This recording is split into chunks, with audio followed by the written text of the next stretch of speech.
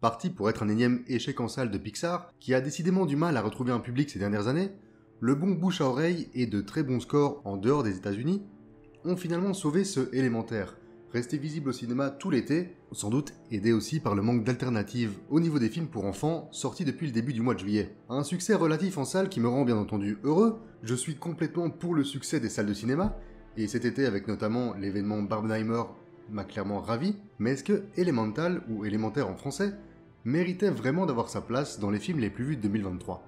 D'abord vite fait, pour ceux qui n'ont pas suivi, ça parle de quoi Élémentaire ? Grosso modo, c'est un Roméo et Juliette dans une ville où se côtoient 4 éléments, le feu, l'eau, l'air et la terre. Mais vous pouvez déjà oublier les 2 derniers, parce que le film s'en fout, alors faites pareil. 2 éléments feu, immigrés dans la bien nommée Element City, ont une petite fille, Flamme en VF, qui se sent prête à reprendre l'épicerie de son père, qui a de plus en plus de mal à assumer physiquement, l'âge n'aidant pas. D'une façon complètement aléatoire, elle va rencontrer Flack, qui, comme son nom l'indique, subtilement, est un élément aquatique, mais il est surtout absolument insupportable. Va s'en suivre une romance assez classique, mise à mal par une certaine différence de classe et d'ethnie.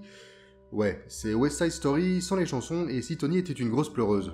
Je vais pas révéler plus du scénar pour ceux qui ne l'auraient pas vu, mais disons que ça ne réinvente pas la roue, que c'est parfois assez mécanique et que le climax, qui frôle l'action et le suspense, est pour moi forcé, et pas franchement nécessaire à ce que voulait raconter le film, c'est-à-dire encore une fois, l'acceptation par tout le monde de cet amour qui semble impossible. J'ai pas détesté cela dit, ça reste un Pixar avec toutes les qualités inhérentes au studio, comme l'animation, où tous les éléments mais surtout l'eau et le feu bénéficient d'une patte visuelle propre et d'un style rarement vu, voire jamais vu auparavant, et quelques moments d'émotion touchent juste, comme tout le développement de la romance naissante entre les 2 protagonistes, que j'ai trouvé bien retranscrite. À côté de ça, on sent aussi une certaine frilosité, n'osant plus vraiment faire confiance au spectateur, se croyant obligé de tout expliquer, de taper de l'exposition à certains moments pour dire au public comment il doit se sentir, on est loin de Wall-E ou de l'ouverture sans dialogue de là-haut. Et tant qu'on est dans les comparaisons, j'ai justement revu Zootopie récemment.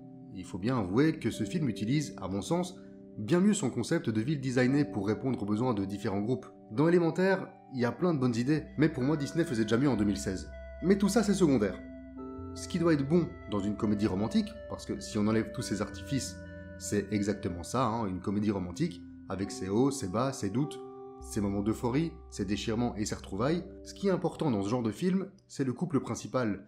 Et là, c'est du 50-50. Autant j'ai trouvé Flamme plutôt bien écrite, avec un petit arc de personnages logique et auquel on peut s'identifier, autant Flack a plus ou moins autant d'intérêt et de consistance que son nom l'indique. Le gars est insupportable, pleure toutes les larmes de son corps à n'importe quelle occasion, et même si le film l'explique, ça ne rend pas la chose moins irritante. Il n'est ni drôle, ni forcément malin, ni rien en fait. C'est un gosse de riche qui travaille pour la mairie, et honnêtement, on en arrive même à se demander ce que Flamme peut lui trouver.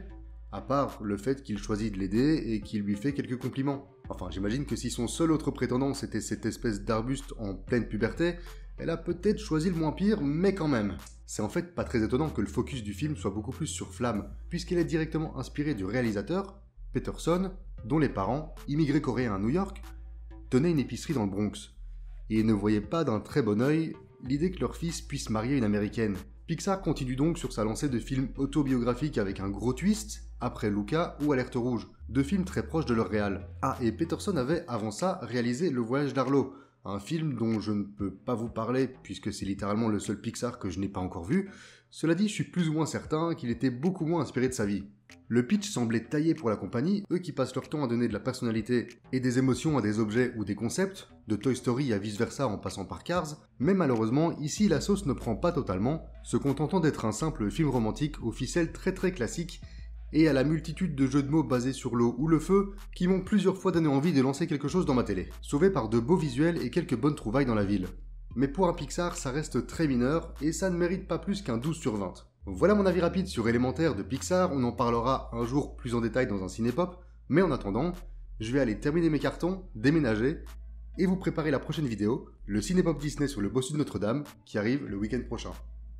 Ciao!